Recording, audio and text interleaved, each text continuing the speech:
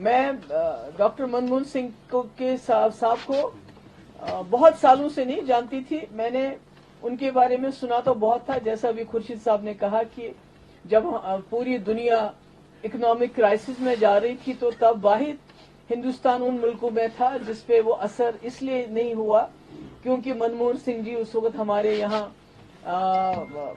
इसके नरसिम्हा राव जी के वक्त में वो मिनिस्टर थे, रहे फाइनेंस मिनिस्टर थे, उससे पहले आरबीआई के गवर्नर रहे, तो उन्होंने सारे मुल्क को संभाला, हमारी इकोनॉमी को संभाला।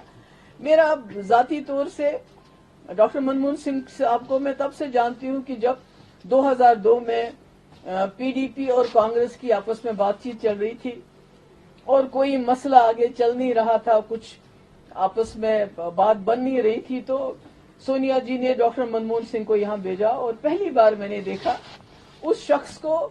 मैंने शायद जिंदगी में इतना ज्यादा हम्बल, इतना ज्यादा नरम दिल, नरम गो इंसान कभी जिंदगी में नहीं देखा है। तो मुझे लगता है कि उस वक्त उस अलायंस को जोड़ने में, बनाने में डॉक्टर मनमोहन सिंह का बहुत बड़ा हाथ रहा उनमें। और उसके बाद जो हमारा एजेंडा बना, अलायंस का एजेंडा कांग्रेस और पीडीपी का, उसमें भी डॉक्टर मनमोहन सिंह की बहुत जो है उनका रोल रहा। और उसके बाद वो प्राइम मिनिस्टर बने और प्राइम मिनिस्टर बनने के बाद जिस तरह उन्होंने इस मुल्क में, मतलब मुझे तो हैरानगी होती, कोई ये बात नहीं करता, 10 साल वो इस मुल्क के वजीर आजम रहे पर एक जगह कोई कम्युनल राइट नहीं हुआ।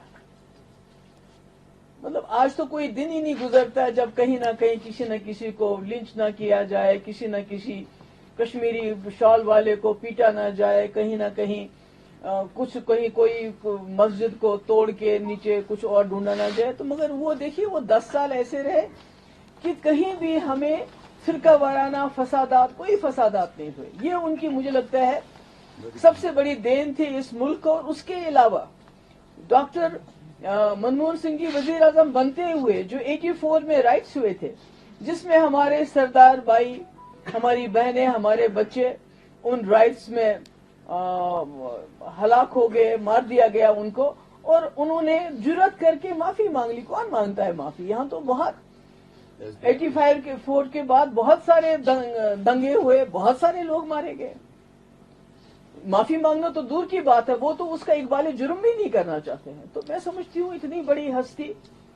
और उसके बाद आप देख लीजिए आधार कार्ड से लेके न्यूक्लियर डील तक किसने कराया? डॉक्टर मनमोहन सिंह ने। चाहे वो मनरेगा की बात हो, चाहे वो फ्री राशन की बात हो, जिसका जिक्र आज जो इस वक्त की सरकार है, जिसका वो क्रेडिट लेते हैं, जिसका वो कहते हैं कि हमने किया, सारे डॉक्टर मनमोहन सिंह के देवर और डॉक्टर मनमोहन सिंह आइडियाज जिनको इम्प्लीमेंट किया गया। और इस मुल्क का जो मिडिल क्लास है, जो पुअर था, बिलो पॉवर्टी लाइन को ऊपर लाके मिडिल क्लास का उन्होंने एक्सपेंशन किया, जिसकी वजह से मुल्क जिंदा है, जिसकी वजह से मुल्क चलता है। मगर सबसे अच्छी बात मुझे डॉक्टर मनमोहन सिंह की ये थी कि वो बोलते बहुत कम थे मगर करते बहुत ज्यादा थे। मेरे ख्याल में इतना मैंने मतलब कि जितना एक ऐसा वजीर आजम जिसने इतना काम किया हो मगर जिसकी बात बहुत कम होती है।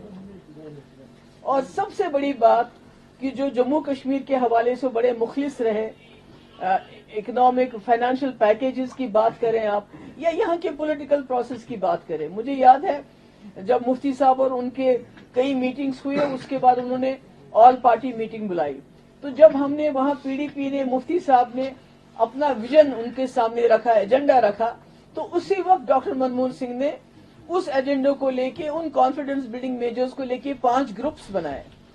और मुझे लगता है कि वो जो 5 ग्रुप्स की उसका जो उन्होंने वर्कआउट किया, अगर आज भी बीजेपी की सरकार, एनडीए की सरकार जम्मू कश्मीर के मसले में संजीदा है और वो उसका हल चाहती है और आईन के अंदर हल चाहती है और दोनों मुल्कों की दुश्मनी को मिटा के जम्मू कश्मीर को एक खुशगवार जगह बनाना चाहती है, इज्जत के साथ अमन बहाल करना चाहती है, तो मैं कहती हूँ मनमोहन सिंह के जो 5 वर्किंग ग्रुप्स की जो रिपोर्ट है, मुझे लगता है हमारे वजीर आजम हो या हमारे वजीर दाखिला हो या कोई और हो जो भी इनकी पॉलिसी देखते हैं, अजीत दोवल साहब हो, उनको वो ग्रुप्स की रिपोर्ट देखनी चाहिए।